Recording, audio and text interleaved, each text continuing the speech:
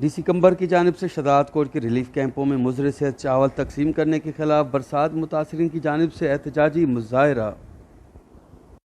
शदाद कोट जे relief कैंपन में हिन वक़्तु तमामु घणे वॾे पैमाने ते इहे शिकायतूं शुरू थी वियूं आहिनि त जेका मानी उन्हनि खे मिले थी, हिकु त उहा पारूथी मानी कलियुनि में मानी आहे ऐं उहा उहो चवंदा त इमरान अब्बासी जेको DC ऑफिस में आहे, उनजो असिस्टेंट आहे, उहो पंहिंजे वाल साहब जो दुकानु, हिकिड़े किरयाने जो दुकानु उन तां वठी ॿीण ते सौदो उनजो ख़रीद करे ऐं उहे जेके उते एंट्री कनि था उहे 50 नाला था कनि त हिते उहे 20 देगियूं था मोकिलनि पिया ऐं इहे हिकु हटी करे हितो मुख़्तियारकार शदाद कोट जे कुझु क्लार्कनि सां मिली करे शदाद कोट जे माना माण्हुनि खे बीमार करण में हिननि जो हथु आहे।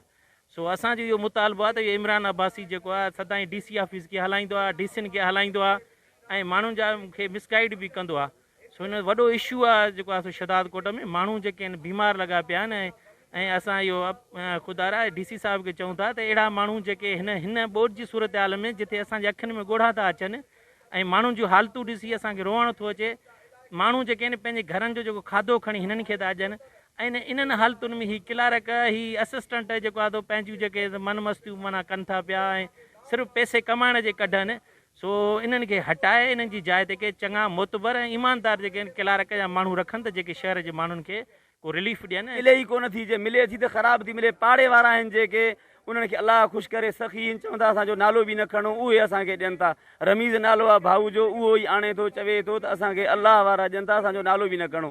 असांखे सरकारी कुझु बि न मिलियो आहे। अचे सरकारी जेको चवे असां दावा सां चऊं था, असां उन्हनि खे चवंदासीं, असां उन्हनि जे मुंहं ते बीहंदासीं। रफ़ा माना सम्झ त हिसाबु किताबु लॻो पियो आहे, बुख ते वेठा आहियूं, जॻहनि में एतिरो पाणी आहे। शदाद कोट जा रहंदड़ आहियूं, पाण बि हितां जा ई आहियूं। घरनि में मींहं जो पाणी आहे, परियां वरी खंड लॻाइनि, इहे अचनि था हिसाबु किताबु, हिते कुझु बि असांजी हेल्प न आहे, न खाधे में न कुछ, राशन भी नथो मिले, न खाधो पीतो तो मिले।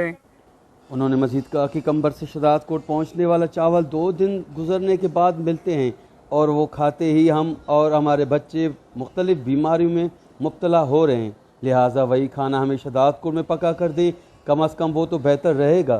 कैमरा टीम के साथ गुलाम अली ब्रावई, वश TV शदाद कोट।